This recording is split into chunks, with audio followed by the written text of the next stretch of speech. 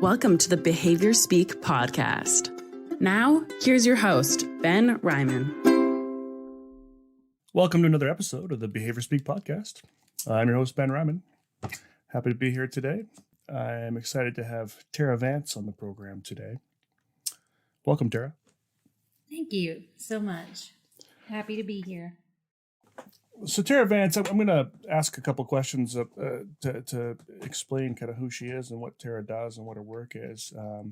But just to kind of give folks a background on kind of how I found Terra and some other guests I've had recently and some future upcoming ones as well. As folks know, I'm in the ABA field, but I'm definitely on the side that our field could use a pretty good overhaul on a lot of levels, both in terms of the primary population that a lot of us serve, which is autistic folk. There's a lot of work to be done there, and you've heard a few episodes I've done where I've had some different conversations sort of on neurodiversity and neurodiversity affirming practices, which we'll dive into a little bit today, as well as just listening to the voices of autistic folk. But similarly, our field, it's not just autistic folk where we've kind of failed in a field. We've also failed in terms of just cultural diversity in general. And so we've had a lot of episodes on sort of how to work with different populations, certainly a lot on racism and classism and pretty much every ism that's out there. Ableism too, quite a bit. And so we see there's a lot of work that needs to be done in our field in a lot of different areas. And I'm really trying to uplift the voices that are doing such good work. And in terms of kind of folks that are actually autistic that have been involved in sort of some of these movements, they tend to be folks who are practicing in the field, often BCBAs or whatnot, and autistic at the same time, which is great. I mean, it's great to have a voice of someone who, knows our field, but also, can speak from, at least their own perspective of being autistic. But it's also nice to get, voices of folks that are autistic that maybe aren't practicing, they just have a different perspective. The more voices, the merrier. We all know that one person with autism is one person with autism, just like one person of any sort is just one person, and everyone's got a unique perspective. Well, there's been a few names that have come up for me, in the last few years. Certainly during COVID, a lot of us were online a lot more on social media, and so on social media, a few names were popping up quite regularly. Terra's was one of them. And there's a few others. There's a few other folks, and actually there's going to be a few other folks, including Jeff, who's going to be coming on in a couple months as well. But Terra's definitely been an active contributor in a lot of these conversations.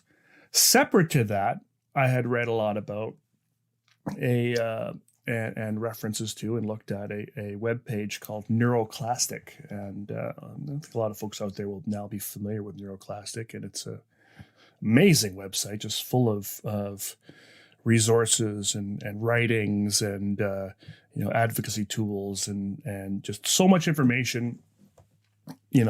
Basically, if you want to know about neurodiversity, and in any aspect, it's a great place to go. There's lots of really good neurodiversity resources out there. We might touch on those. But certainly if you're working in a professional field supporting autistic folk, it is definitely the go-to place to sort of really get perspective. What I didn't realize until very recently was that this page was actually created by Terra. Everything kind of falls into place now, because you start to wonder, why do you start to see these names here and all these connections? So I had to have Terra on the podcast to really kind of get it from the source, talk about neuroclastic and just all things neurodiversity and really just kind of any direction the conversation can go. So Terra, maybe we can just start by sort of telling us kind of the story as to your story as to sort of why this is of any interest to you whatsoever? Why is neurodiversity? Why is reform in ABA? All of it. Why did you develop a really strong interest in this area? Okay, so this is a super complicated question, but I'll do my best. No worries. You might have to rein me in because once I get started, I get lost, and that's part of my neurology. That makes it all the more fun for me. So okay, I love good. it. So I was diagnosed at age 5 with dyslexia. This was or maybe age 4. It was right before kindergarten. And so this was in the early 80s. I was born in 1980. I actually, my birthday is this week. Oh. I think.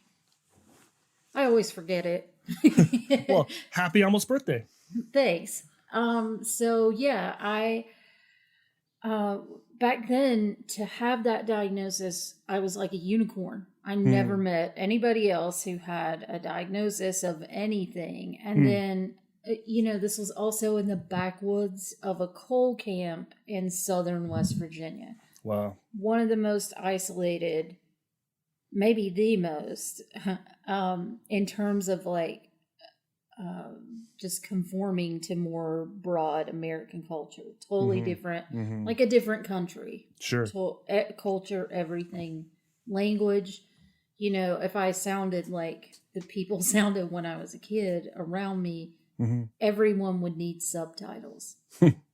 And when people from where I'm from are on television, they have to have subtitles. Like, it's totally different world. So for me to have that diagnosis back then, when we didn't have a single mental health clinic or psychologist or psychiatrist or anything in the whole region, that was huge. And then later my brother is diagnosed with ADHD, Tourette's, epilepsy, and a couple other things that nobody else had diagnoses for.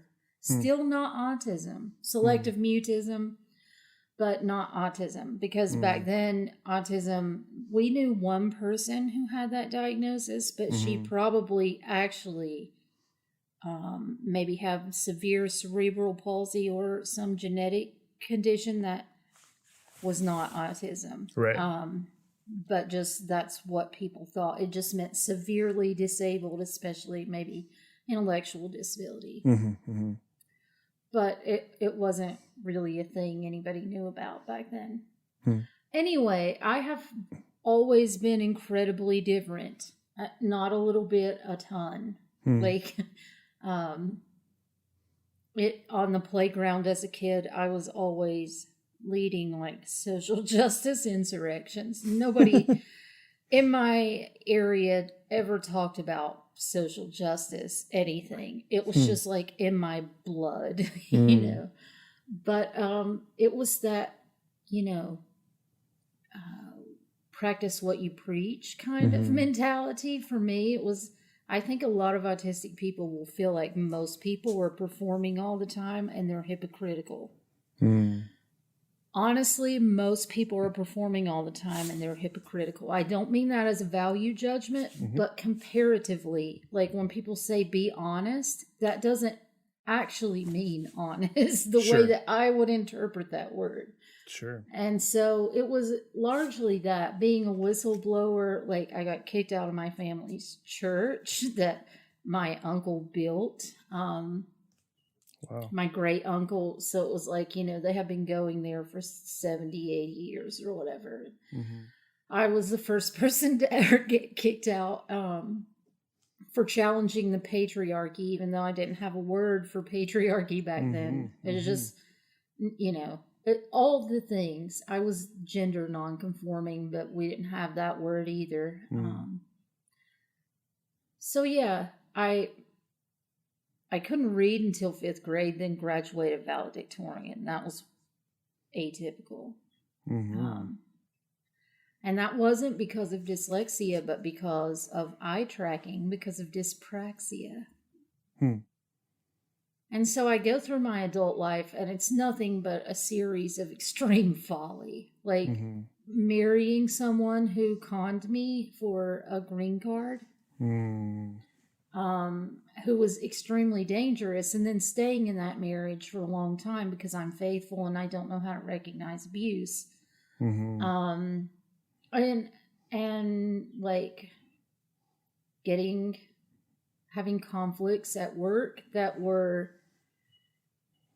largely me taking things morally too seriously. Challenging racism in the early 2000s was not popular. Nope. And especially coming from someone that, I think my accent often makes people feel like I'll be a safe person to be racist in front of. Sure, yeah. But like nothing has ever mattered more than anti-racism to me. And so, and I get asked a lot, what are you? And I think that they mean racially, what am I? Because I have green eyes, but I don't really look like most white people. And I'm not. So that was maybe part of it. But I didn't really even know my cultural background. I just hated racism. So, and all inequities. And so that's just always been my whole life. I spent a large chunk of my life like traveling to DC and staying in houses with activists, like communal houses that like orgs would fund to, bring activists in to lobby and whatnot. And sure. so I just lived that lifestyle, the day that I turned 18 or just right after I moved. And that was the end. Like I was just full on activist ever since. And I was a teacher for a while. Then I felt like I couldn't change the system from within. I did that for 14 years. But also I couldn't keep up anymore. It was direct instruction, which turns out to be ABA, and PBIS, which also turns out to be ABA, that I just couldn't. They did not match at all with my style, with what I had always done that worked. Everyone gave me the children that no one else wanted. But my kids loved me because I hated rules that don't make sense. And I just always was different, extremely. And how I approached every single thing, what I cared about. And so one day I had some sensitivity readers for a novel that I was working on. And I sent it to a friend. I have been diagnosed in my early 20s with ADHD. Okay. My doctor said he had never seen a more extreme case in an adult. Which didn't surprise me at all, because as soon as I heard about that and saw it in my students, I was like, yeah, this is me. So, and yes, I got that diagnosis, and the full neuropsych didn't tell me that he had put in my file also meets criteria for Asperger's. In 2006, that was, Asperger's would have been given to anyone who didn't have severe intellectual or communication or speech difficulties. Right. And so then in early 2017, like January or February, I sent my novel to some sensitivity readers, and one was a woman who's autistic, who was autistic, and I didn't tell her which character was autistic, but I thought it was obvious. And so when I talked to her, she was like, almost all your characters are autistic. No, they're not. I told her, yeah, they are. No, then I started describing, I had a psych degree, a graduate degree. Right. So I was telling her, different things they might be diagnosed as, but not autism. She said, you need to go and look up like female profiles of autism or read from actually autistic people. And I didn't know that there was an autistic community. When you abide the professional world, and this is why I'm pretty patient with BCBAs and other intervention specialists and providers, because I worked in the professional world for 14 years and had no idea. And then in counseling for 2 years with people who probably were at least half autistic, but just have been diagnosed with different things like PTSD or borderline personality disorder. But anyway, so I went and I found Samantha Craft's like checklist of traits for women. And there were, I don't know, maybe 200 things. And I was all but a few. Wow. It was like the Truman Show. It was like somebody had been watching me. Wow. All these things that everybody thought that I was like performatively trying to be different, to be difficult. And I have never wanted to be different. It just was that way. Yeah. It was I didn't have a problem with how I was, but I had a problem with how hard it was to be me. Even convincing other people, like not liking hugs and physical touch from most anybody. And people thought, well, that's weird. That's a sign of sexual abuse in early childhood. And I had doctors convince me that, I just couldn't remember it. But that's why I was the way I was. And that's why I looked so skittish. And I had bosses tell me things like, why are you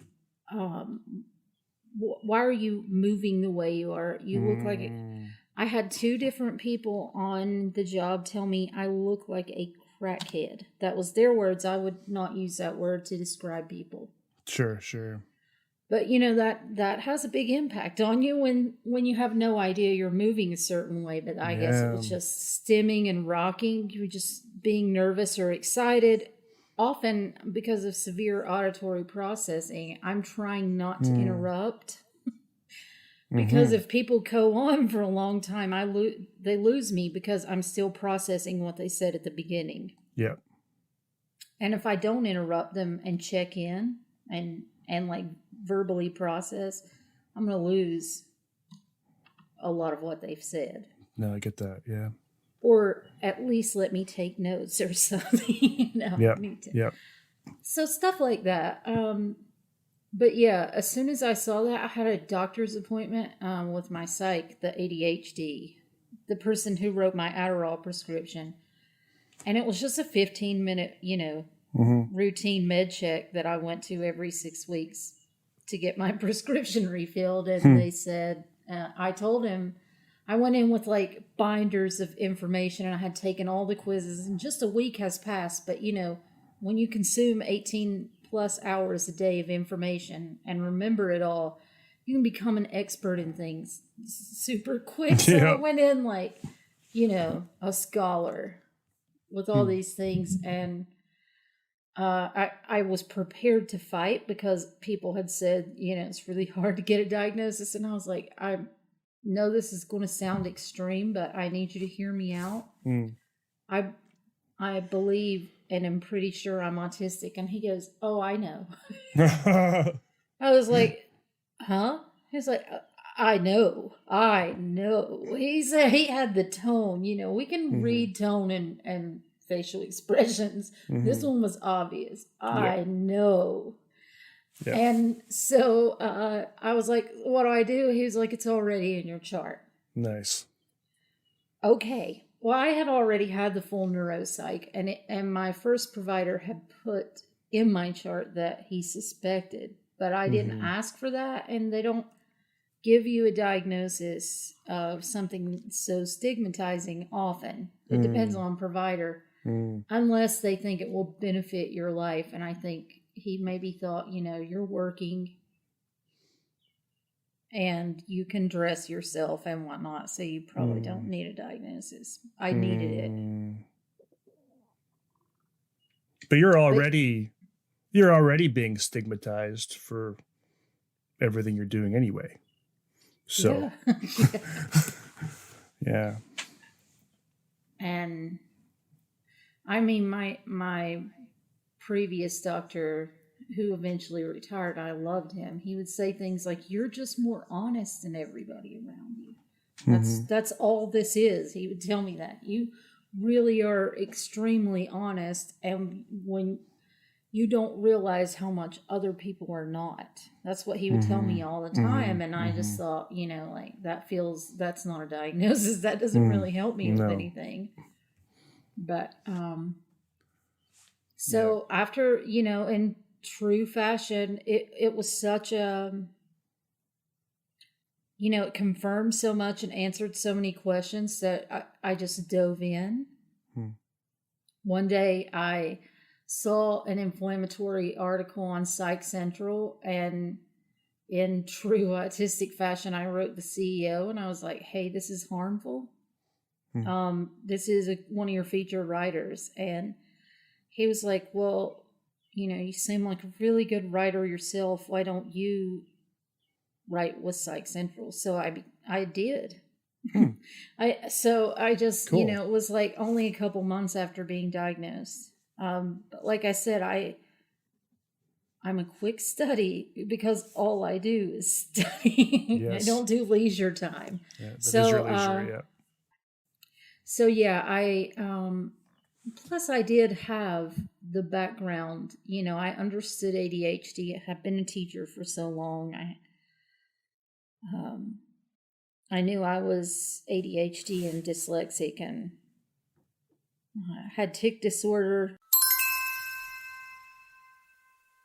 If you're planning on collecting continuing education credits for this episode, you'll need to enter the 3 secret words at www.cbiconsultants.com/shop. The first secret word is abuse. So it all made sense, and there was so much overlap of those things. It's impossible to separate out which comes with, which diagnosis or whatever. But anyway, I had all this traffic, and I felt like I shouldn't be the voice of autism as the only person in this most trafficked mental health website in the world. So I wanted to at least find a way to direct my traffic to my friends that I have met online who were teaching me. And also every advocate that I saw was white. Every single one. I could not find one.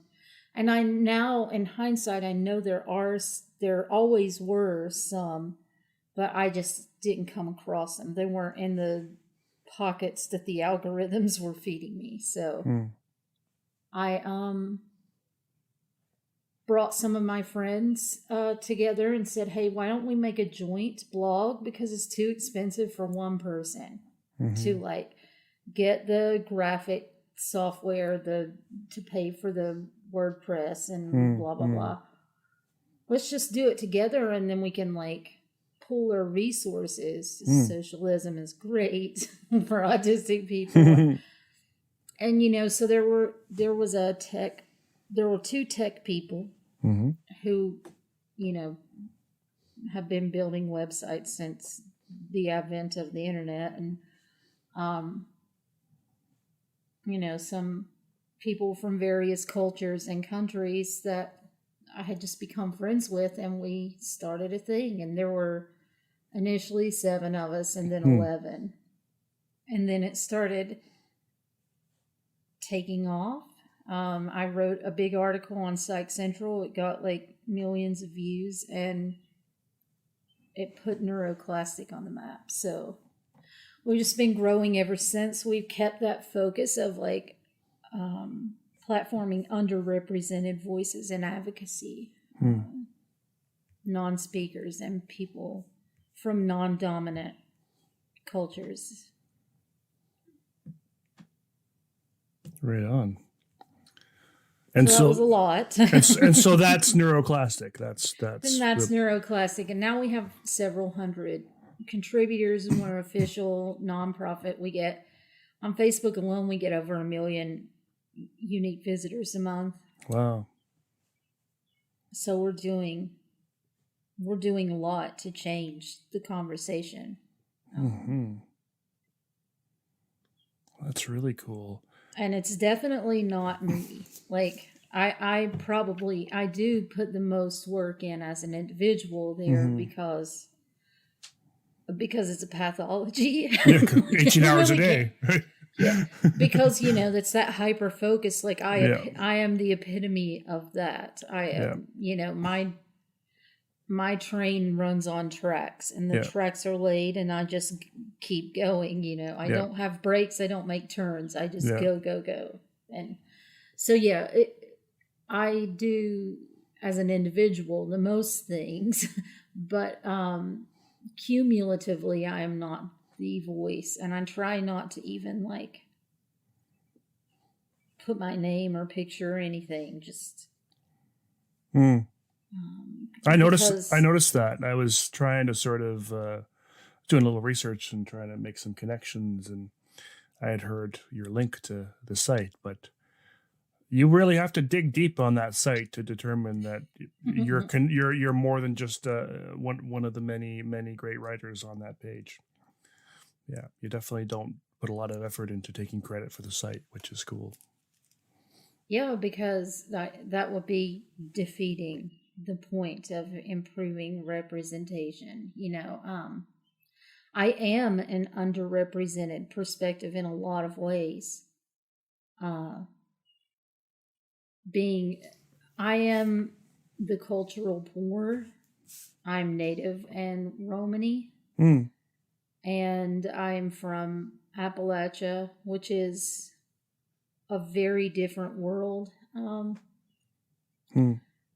And so most things in society are in conflict with my upbringing, culture, and values socially.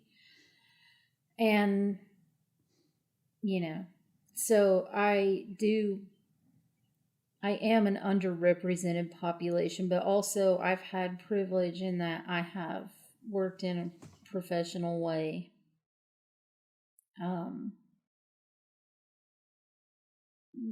And,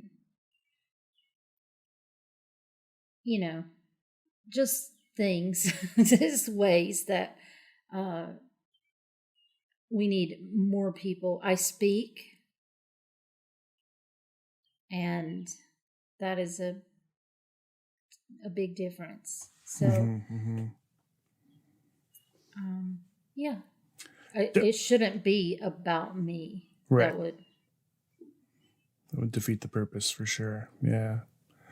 It's the just a quick tangent here. Just you mentioned you speak, and you mentioned when you first got diagnosed with Asperger's. That's not a term we hear much anymore. What's I know in sort of and I don't want to.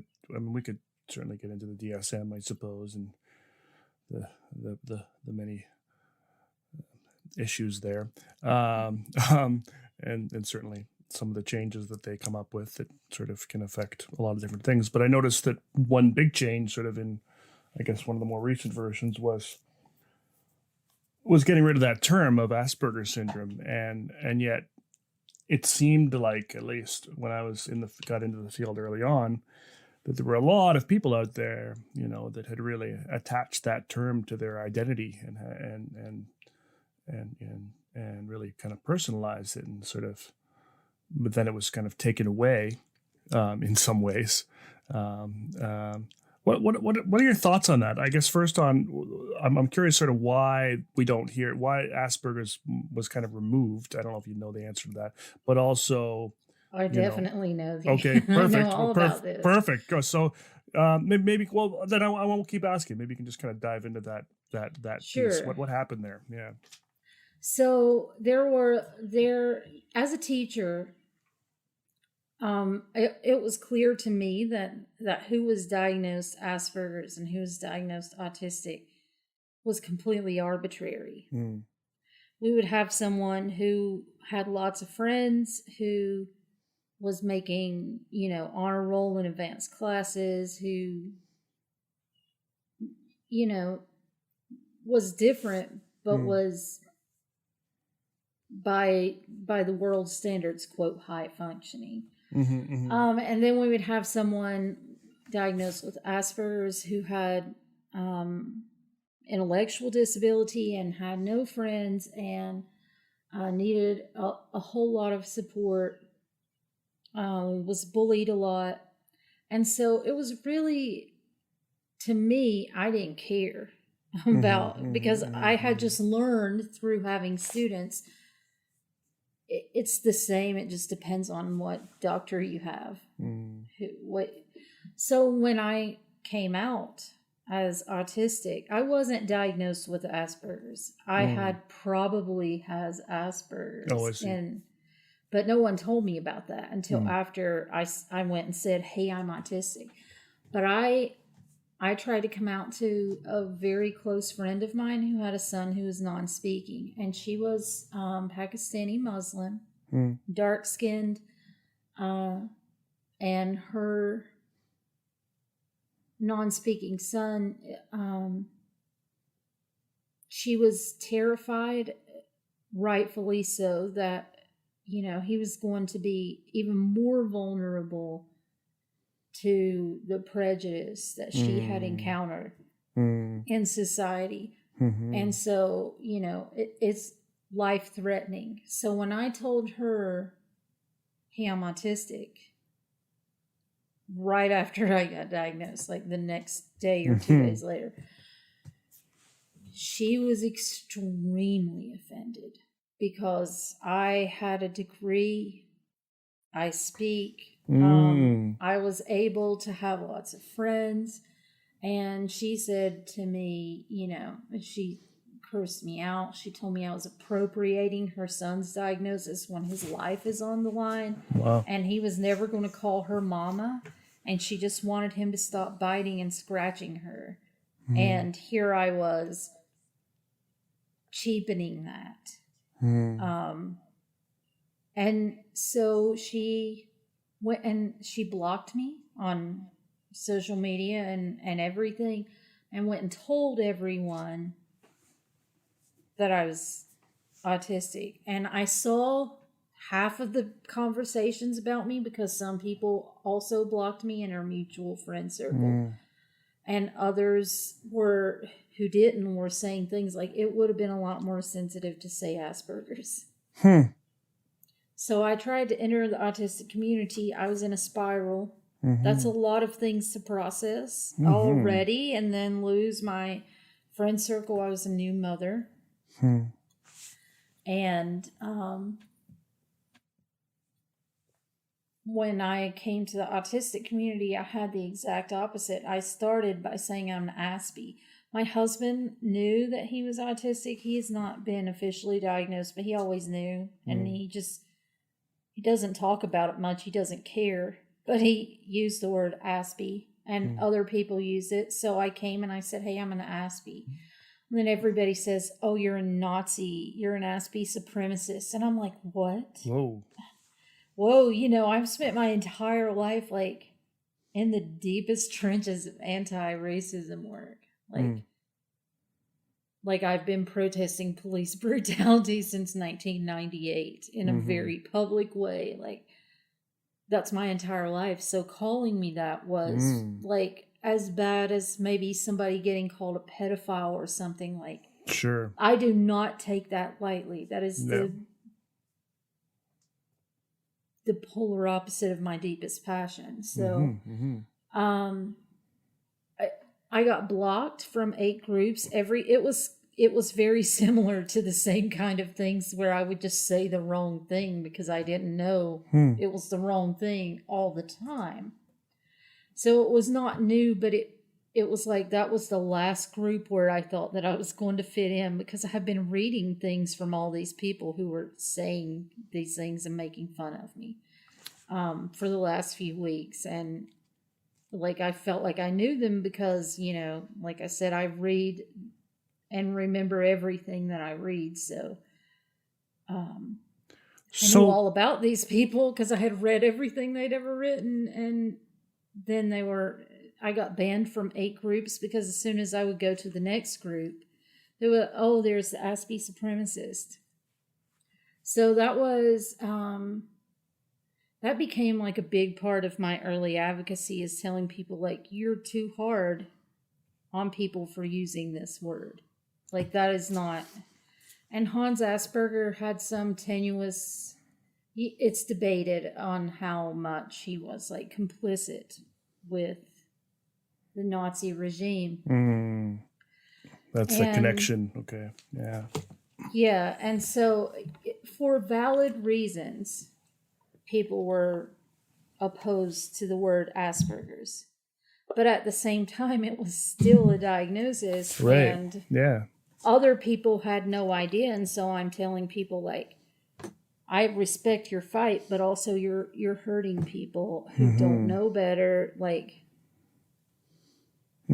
so it became a huge thing. But thankfully, that word has phased out almost entirely. And so it's this apparent, and I say apparent because I just can't speak intelligently about it. I don't have enough information, but it's this apparent, sort of alleged connection of Hans Asperger to the Nazi regime that was half of it, and the other half was that it's a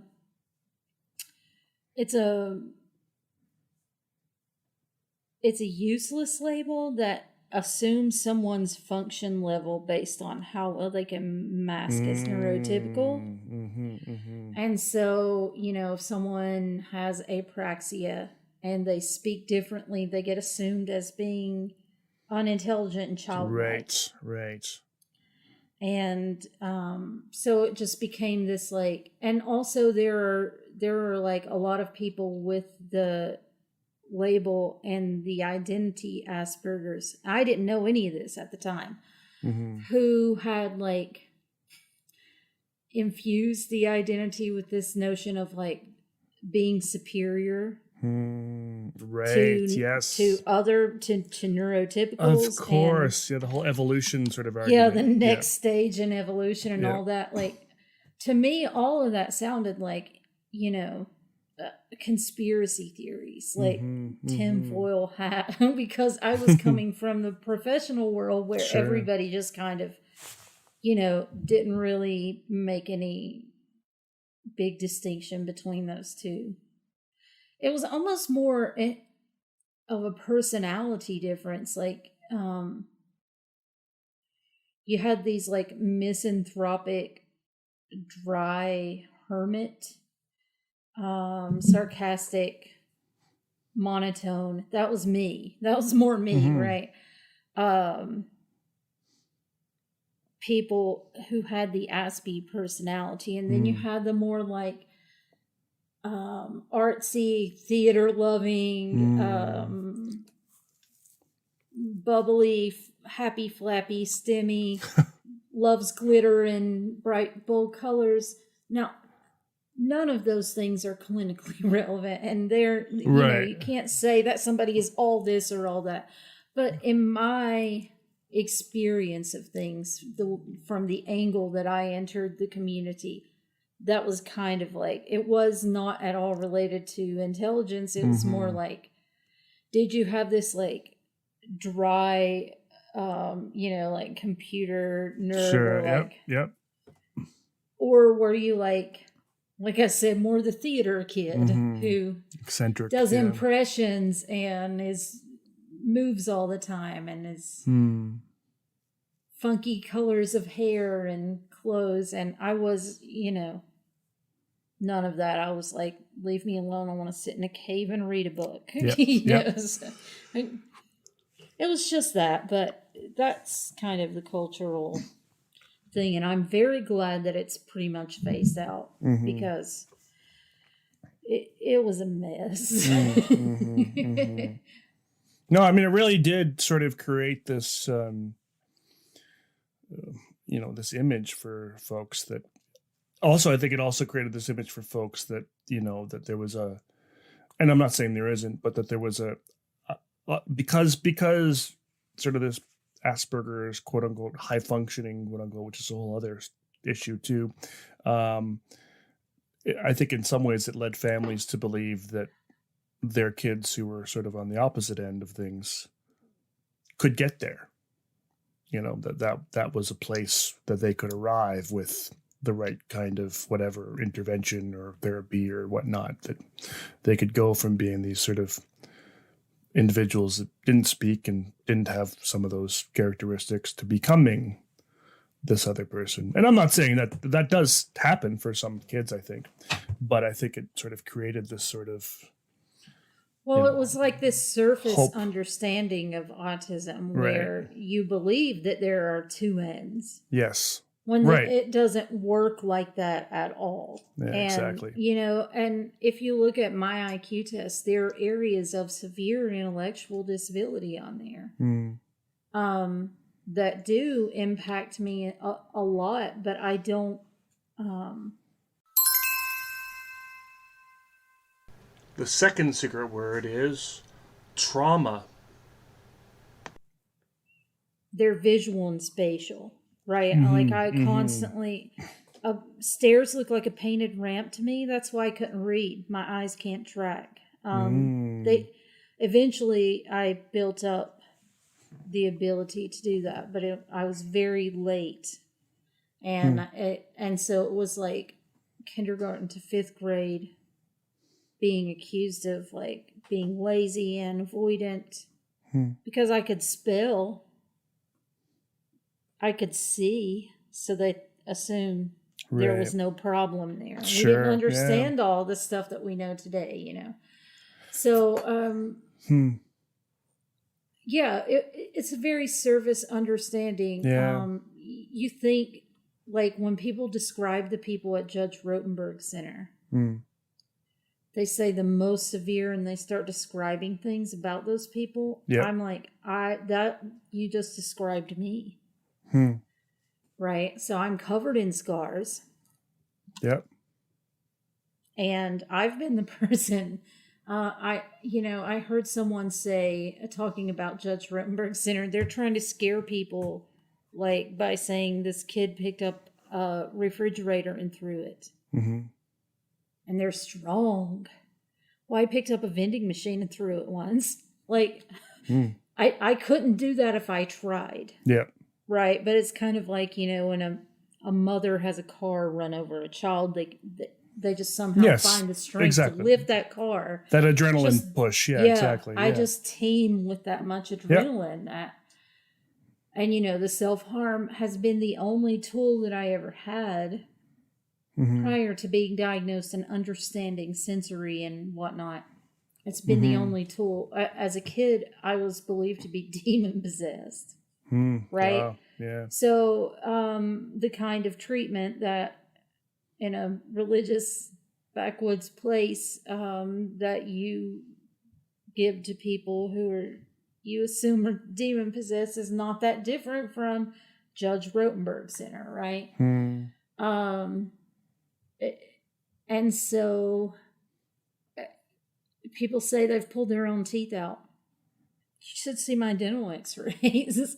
I almost have no molars left. Wow. I've done that. So I have to always tell people like things that I was able to keep private for a lot of my life, to be believed that these things have always been a part of my life. And I have become gradually much more disabled, physically and sensory wise, like being wholly unable to tolerate certain things, and also chronic health issues that tend to go along with being autistic, like connective tissue disorders, Ehlers-Danlos. Yeah, I've heard a lot about that one. Yeah. Mm-hmm. I don't know what that is, but for most autistic people, it means joint hypermobility, but other things too, like all your tissues stretch too much, right? They're too elastic, so that impacts digestion a lot. So, you know, everything just expands a lot more than it should and doesn't contract as much as it should. And so you can work on things like posture with occupational or physical therapy for things like that. And a lot of autistic kids get that now. But, you know, as a kid, it was just like sit up straight 5,000 times a day. Sure. But, you know, I didn't have the core strength to have the posture that... So adults would just constantly put their hands on me to adjust me to sit up like a lady, and that never turned out well, but that happened to me all day, every day. And that, you know, it's just all these things that once you get to understand all the ways that being autistic is similar to and different from other autistics, and you see the patterns, you know, like so many of us have Ehlers-Danlos, so many of us have dyspraxia, where 87% of us have clinically significant dyspraxia, which means we can't coordinate our body's movements with as much accuracy. And on the flip side of that, we have, the more, it seems, research is only starting to touch on this, but it seems that as the more severe a person's apraxia or motor planning ability is disabled, because that autism is not a severity thing, but apraxia or dyspraxia, global dyspraxia is, right? So the more severe someone's motor disability is with being able to execute purposeful movement, even for things like speech, similarly, they tend to have equally severe motor disinhibition, which means they can't stop themselves from doing things that that they don't want to do, right? And so a lot of things that people think of as like purposeful stimming with functional, you know, you could do a functional behavior analysis and figure out the reason. It's really more like the brain is having hiccups. It's more like epilepsy and OCD. Sorry, there's a train in the background. No, you can't hear it. It's good. Okay. So there are so many things that my severe motor planning deficits, I speak differently, and people think that I am dramatically pausing sometimes. Sometimes I can't speak at all. But yeah, it's like the more dysregulated I am, especially with exhaustion, the more likely it is that I start having tics, and I start doing things like, I've been in very important professional meetings, conferences, and things, and done something like make a loud bird sound. Nothing told me that was going to happen before it happened. Kind of like a sneeze, you know, it's like, but it just happens. Or slam my hands down on the table and scare everyone in the room. And have no way to explain what just happened, because I have no idea. It surprised me too, scared me too, you know. But lots of things like that you start to understand after you're in community with lots of autistic people. And I didn't really understand autism with enough depth and nuance until I started hanging out with non-speakers. And that's when I realized how absolutely garbage functioning labels are, and our perception that, because almost every non-speaker will tell you that they spend a large percentage of their life being conceived of as like a large toddler, no matter what their age was, and talk to like a pet or a zoo animal, or people thought they couldn't understand language and just said whatever in front of them.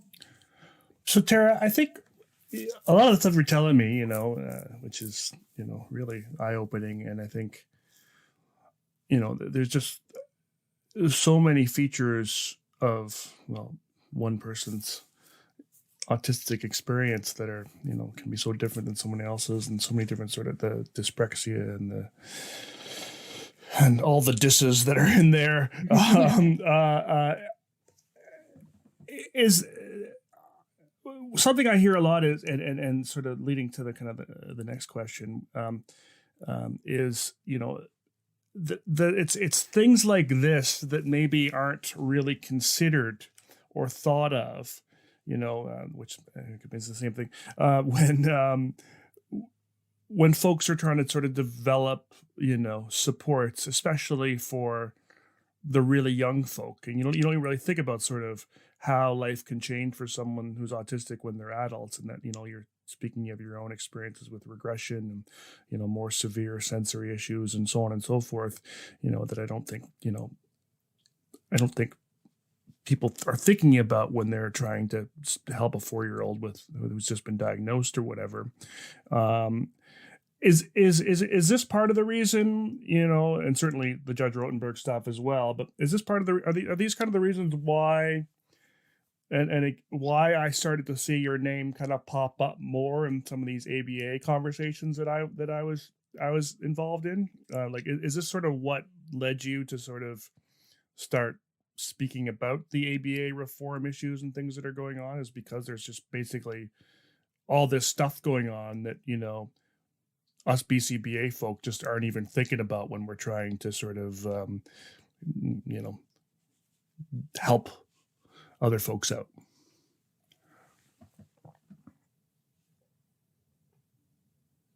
Do you know what I mean? Oh, sorry, I have muted my mic. And no worries. Started talking and... Good. Yeah, okay, sorry. So I had a very different and unique experience as an advocate, right? I used to be a teacher for 14 years. That's a very long time in public school. And it became like I became the teacher that was well known to be really great with autistic students, right? People were giving me offensive names like the autism whisperer. And I rejected those names, but that's what was happening.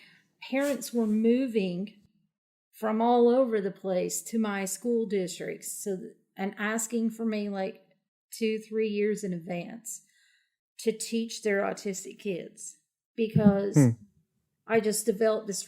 People even tried to start a school, like a private school. There was a show with a family. I can't remember what it was called, and I don't really watch television, but the kid's name was Max.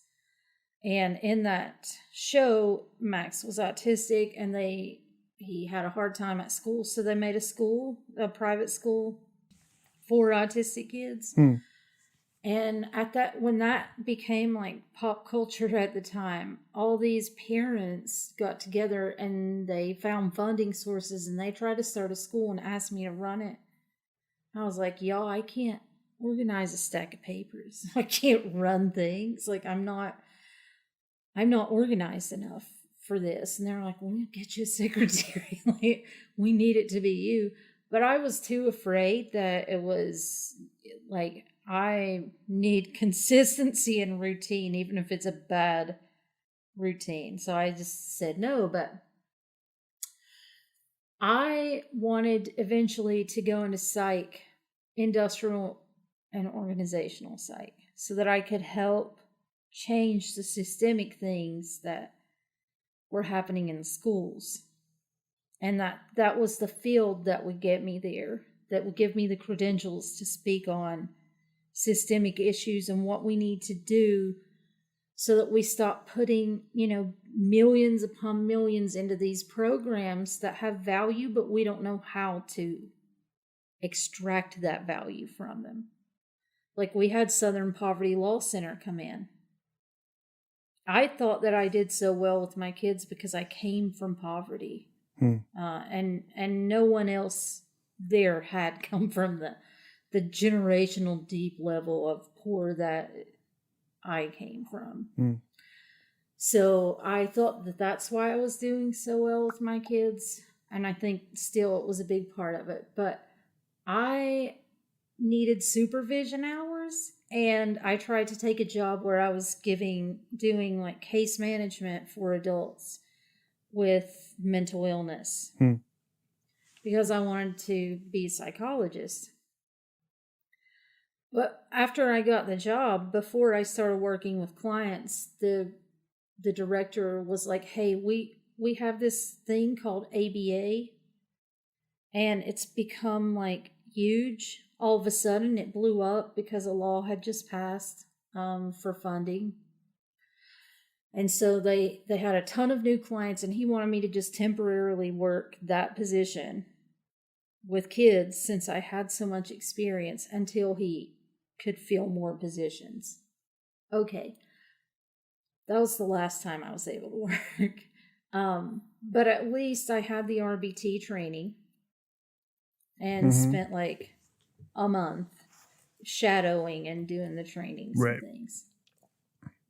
So I didn't really work in the field for a long time, but having worked as a teacher for so long, there's so much overlap and of course, so I knew that, when I heard autistic people saying ABA is abuse, I knew what they meant at a very deep nuance level, but I also felt like that was only a very surface understanding of what was actually happening. Like, what I personally witnessed, the BCBA that I worked under had been a special ed teacher, and he had the personality of like Patch Adams. He was neurodivergent. He was super fun. He was very dedicated to like autonomy.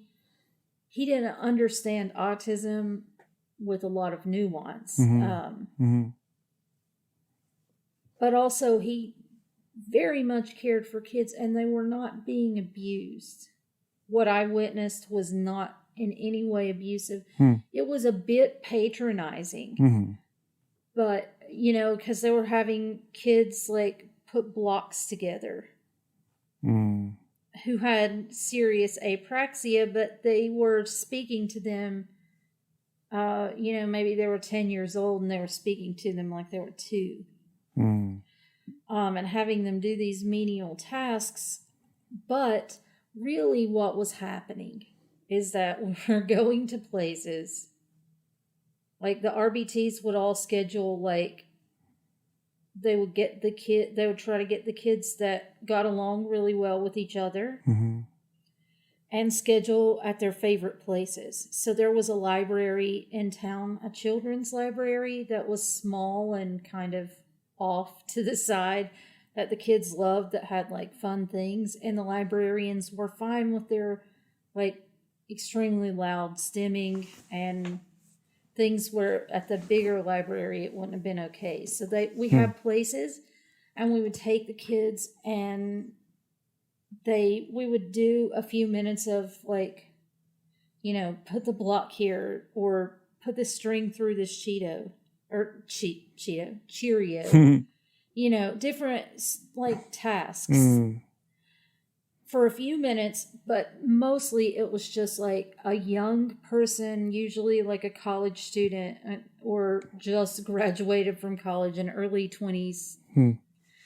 Nice, happy, fresh-faced young adult would take and pick up kids and take them places and let them play with each other, like at the park or the library. And they were getting out, and like some of the kids had, they were raised by like one grandparent who couldn't support them 24 hours a day without help. Hmm. So what this was really doing was providing care for the kids so the caregivers didn't look for institutional settings.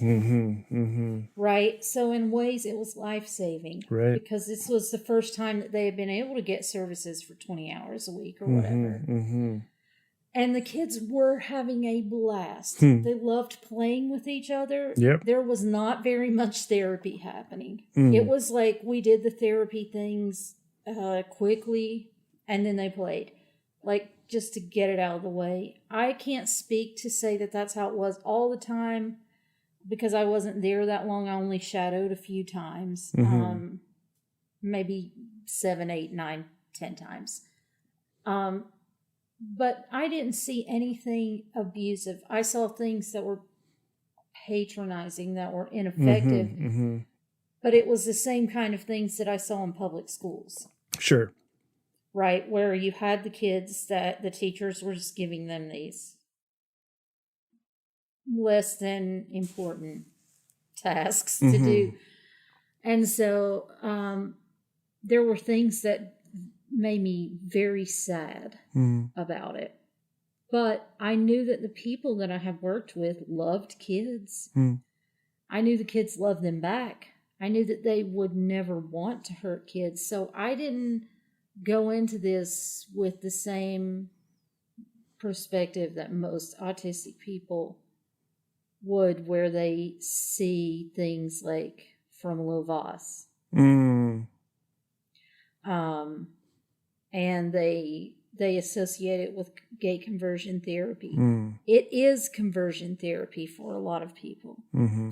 That's not what I witnessed, but I did witness things that I would have liked to have changed. And I do also think that what I personally saw was not,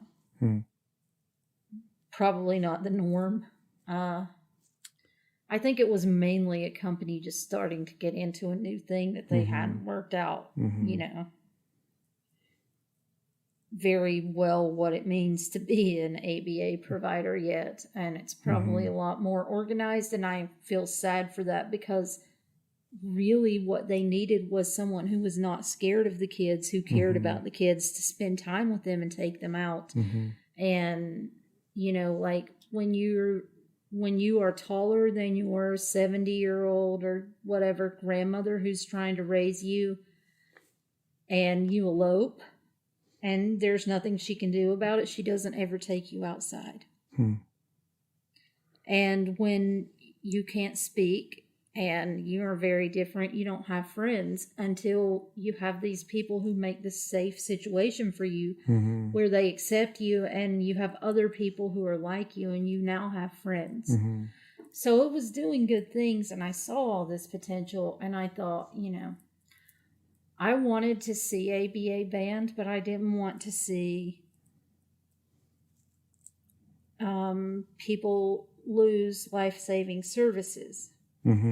I wanted to see something better fill those places, but I also began to see very quickly that ABA was not going to be banned. It was becoming like, you know, I already came from a school that became a full ABA school, and we had day treatment that was like BCBAs and RBTs. Right. Know?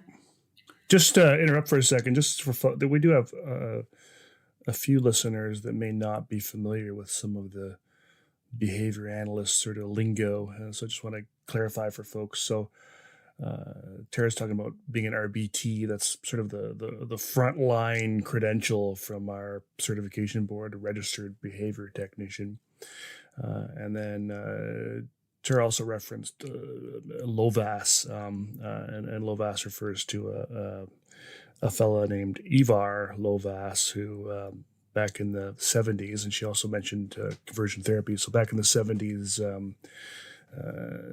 Lovas wrote a very controversial and still to this day article that essentially looked at, and I'll put it in the show notes, but essentially looked at converting a young a young boy who identified as gay, and they were trying to essentially remove that identification and convert him into a straight child. Lil Vas later became known for publishing one of the first sort of randomized control trials of an intervention for kids with autism, which I'm simplifying this, but essentially known as discrete trial training is sort of what it was labeled as, and a lot of issues with that particular paper at the time, and language like very, very pure kind of type language of sort of removing the autism and making the person normal and so on and so forth. And so that's often referenced in a lot of ABA banning and ABA reform type conversations. Sorry to interrupt. I just wanted to let folks know what we were talking about there. Oh, it's okay. Yeah, that's the feminine boy project. Exactly. Yes. Thank you. And it was more than one boy, yeah. So he kind of co-authored both ABA and the Feminine Boy Project, both as conversion therapies to normalize kids who. Yeah. And he used aversives. He slapped them in the face. He used electric shock. He spanked them. He would scream in their faces and scare them when they would do things like not make eye contact. Right. So extremely abusive. And then that is the founder of, not of applied behavior analysis, but of the autism therapy that continues to carry the harm, maybe not as in such intensity in most settings, but anything that you do that is coercive, that's training the behavior of someone that you don't understand. You can't, because you're not wired to understand them, to behave in ways that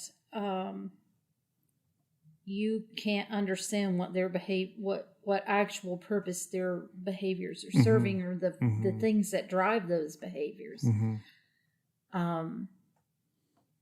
Then the more you do that, the more you're just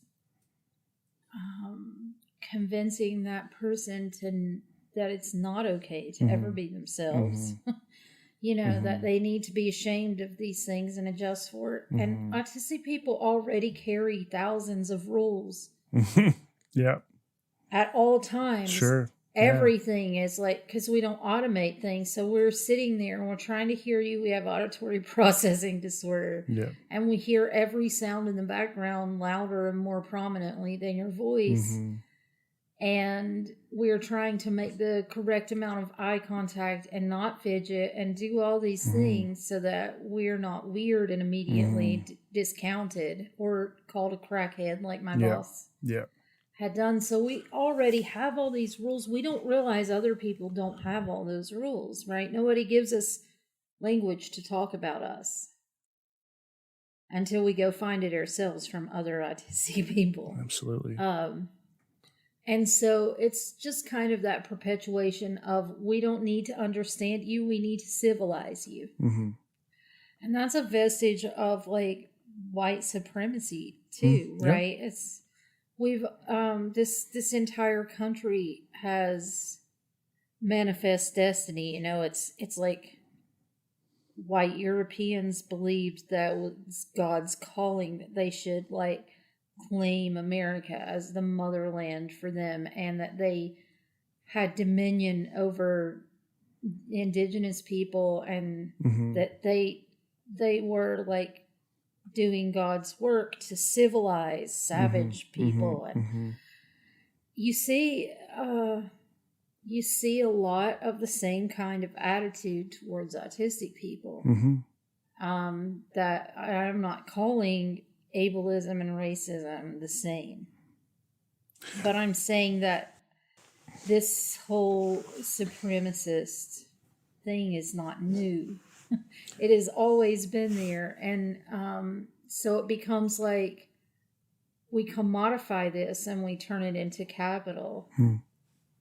And so that's why you work in a multi-trillion-dollar or billion-dollar industry globally. And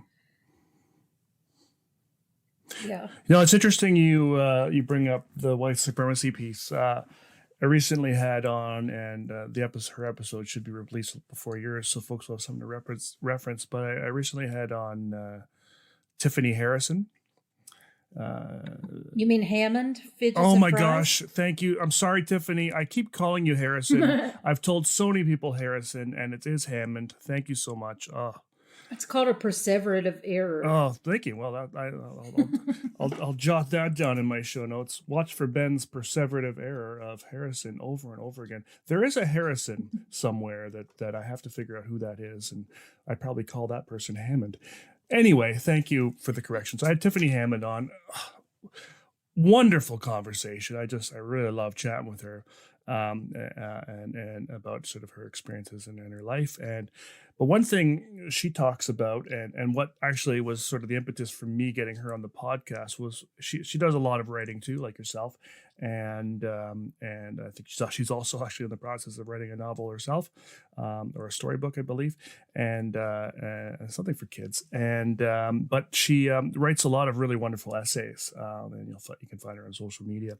And she wrote this one, and I struggle with reading long documents. My attention span doesn't last too long either.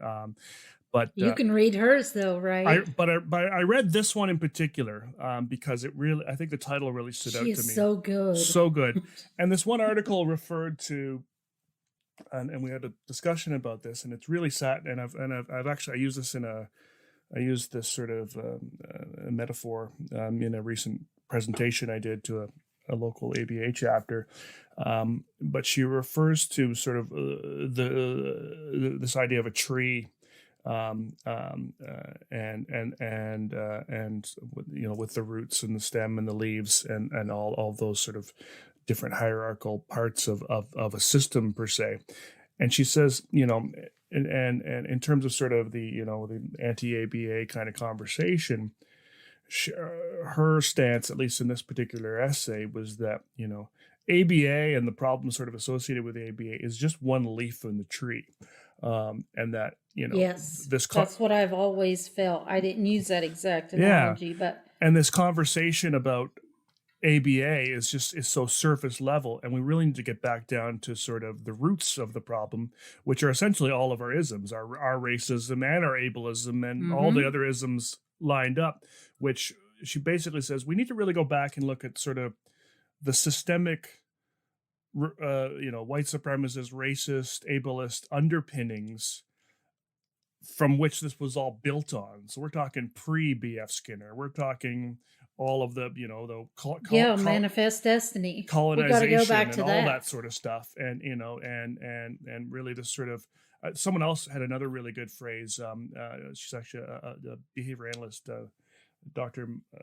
Malika, if I pronounce her name right, Pritchett, and she talks about sort of the Western hegemonic sort of structure, and just how we put everything in that sort of Western kind of colonized lens.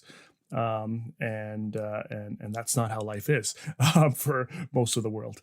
And so that there are these racist and ableist and all these sorts of ism sort of foundation pieces to the problem that is, the problem with ABA, but it's the problem with everything else too.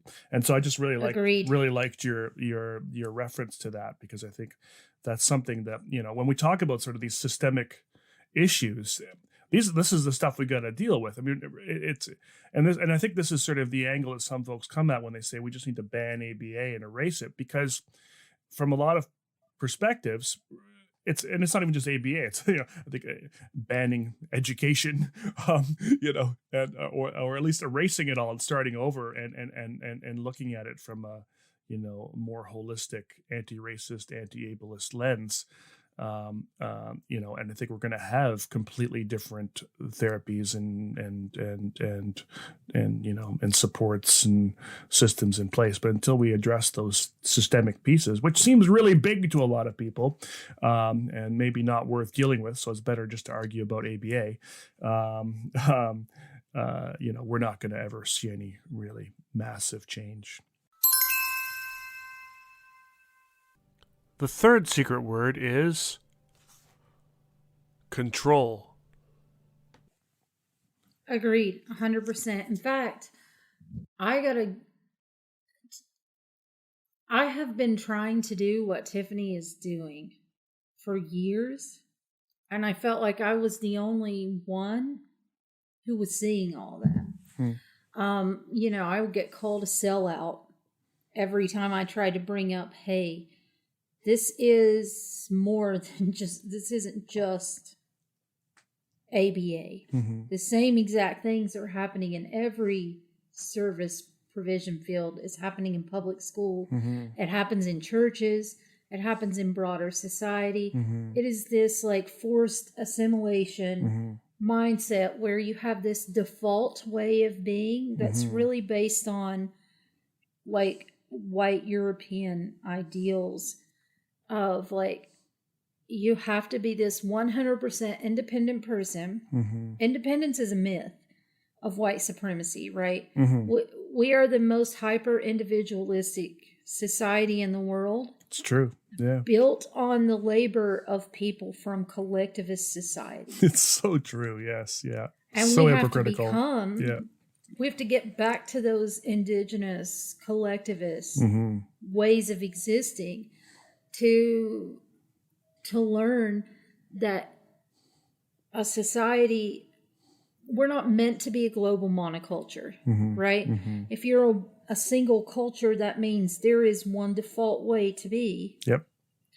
And there's pressure, that social validity there, that behaviors of social consequence are essentially behaving like a white, abled, upper middle class, neurotypical with professional credentials. Your field is one of the worst. Like I've worked in things related to police reform and the justice system, and that goes way beyond just police. Police are kind of like the RBTs in the situation. We're talking like more the ABAO and BACB, more the systemic overseers. Sure. Your field is built on like the science itself is not the problem. Right. Analyzing a behavior to try and determine its function and what's causing it and what we can adjust to change that behavior, not to change the person, but to make their life better, is not inherently bad. No. But the belief systems of most of your founding, I gotta say fathers, because it's almost all old white dudes. Yeah, pretty much.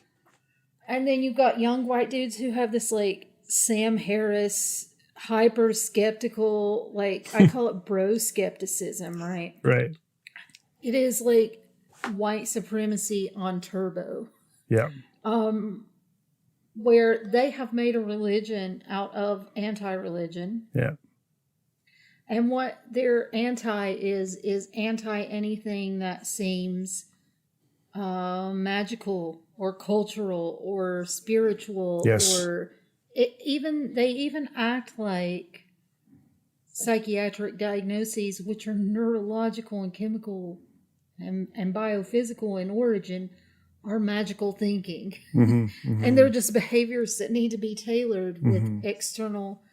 And so it's up to this almost exclusively white dude to look at someone and determine what it is that's good for them, and then to shape them with coercion into becoming that thing, with no respect whatsoever for like the people who live that life, who tell you this is not working for me and here's why. Yeah. No, you make up, and this is, and definitely you're right. You're on the money. So I mean, I think because our field, our field does sort of, not look at any of those other sorts of areas, because we're all about observable, measurable behavior, and that's what we address and deal with. And I don't think there's a problem with that. I think the problem is that there's a huge problem with well, it. just if I may, I think the problem is that we don't, we then make the stretch from that's all there is. That's all there is to people, is this observable behavior that we describe and label and deal with, and don't consider that there's all these other pieces and all these other people that could. And this is why we don't, a lot of folks say we don't, quote unquote, play nice in the sandbox with other professions, because we essentially look at other professionals as being, well, not what we're doing, so it doesn't matter. And areas not what we're doing, so it doesn't matter. I think it's fine to work on what but you can't do it alone in a silo. And I think that's kind of where we struggle. But you were saying, I was saying that because of Tiffany has extremely brave. I very much admire the work that she does, because the autistic community rightfully opposes ABA, but they still have that surface understanding, the same way that people within the field have a surface understanding of the bigger societal factors that, and I'm not trying to say that's their fault. I also kind of, for a short time, jumped in and got like a bit too, I don't want to go to the level of fanatical, but a bit too passionate on the let people be themselves. I was not looking at things with the requisite nuance that they deserved. Yes. For a short time. But then once I got there, thanks to the work, I don't know if you know Oswin Latimer. I do. Yes. Big fan. Yeah. I want to say Oswin is one of the most pivotal figures of helping me to see beyond, and also validating for me that that there's somebody out there who sees the systemic issues, right? As another Native person, and that, right. So we had that kind of cultural similarity, but then watching, I just watched and learned for years without interjecting myself that much. And so, and like I said, when I watch and learn things, I don't just surface do them. I go to the bedrock and keep digging. That's just my nature. So I had all this perspective that I had from watching Oswin and some other people work, like Jeff Newman you mentioned, but also I didn't have that much ability to, by myself alone, come out and say, hey, you're harming people. What you're proposing is maybe going to, we have a chief decolonizing officer that everyone should get to know. Jude put it in terms of trickle-down justice, right? So almost all advocacy that's led by white people kind of helps people with the most privilege within a marginalized group. So the majority of autistic advocacy was helping what society would view as higher functioning. So speaking without serious motor disability and maybe without serious co-occurring conditions. Advocating for things that will work for upper and middle class white nuclear families and adults who were capable of they needed some supports, but not the more intense level of supports. And most of these people are not parents, or were not parents of children with more pronounced, obvious to outsider disability that would put them at more risk. So they weren't seeing all these things, and they weren't being, and that's okay. That's not their place. They don't have to. But somebody needed to, and it was things that I've always needed to do. I haven't been able to until Tiffany really just came through, and I can't begin to express what a culture shift we've had. That I personally was not able to get many people on board to see and understand things until after. And it wasn't just Tiffany Hammond, also Tiffany Joseph, who is nigh functioning autism on social media. Yes. I love Tiffany Joseph so much.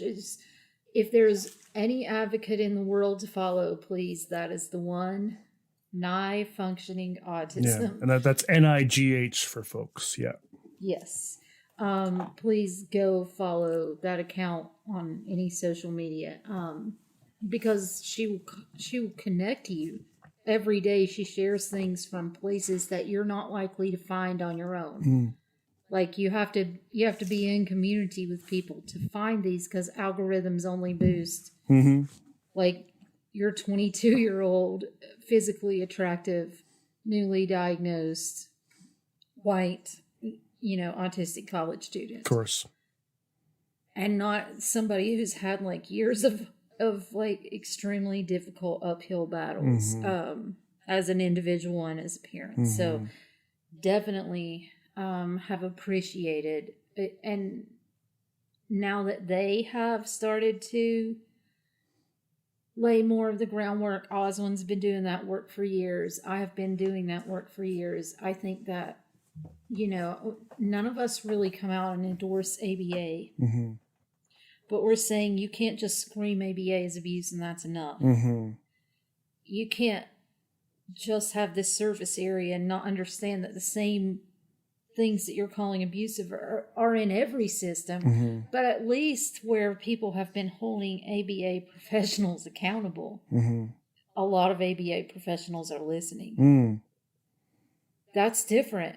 I can go into a space that is just general. It's not like a protected insider autistic space, and say something and get jumped on by a bunch of OTs and SLPs.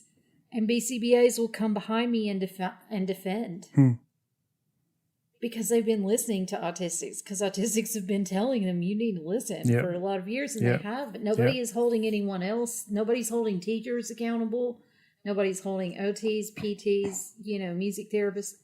Nobody's holding anybody else accountable. Except ABA. But everybody's doing the exact same things.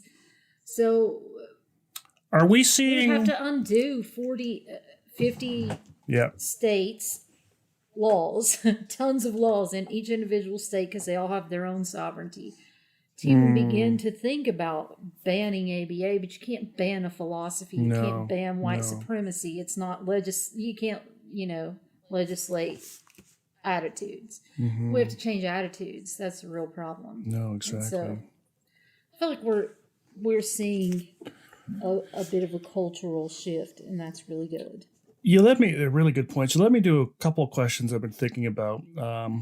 You mentioned other fields, and it's great to hear that you're having that experience. That some of the folks, the ABA folks that have been listening, have been defending you against the other fields. Obviously, I'm not in those other fields, so I'm not sort of diving into sort of what they're experiencing. Do we know if some of these other fields, particularly the ones that are involved in sort of childhood interventions and whatnot, are they hearing from autistic voices like ABA folks are? No. And why is that? I mean, individual people are. Yeah. I'm not saying no one from those fields are. Right. But I'm wondering why the movement seems to be so, and I get why ABA has problems, but why it seems to be mostly ABA that we're hearing about sort of the problems, when there seems to be could be, sounds like there's, which there are problems. I'm not dismissing those, but there sounds like there's problems in other fields too, but we don't really hear about sort of the autistic community talking about those.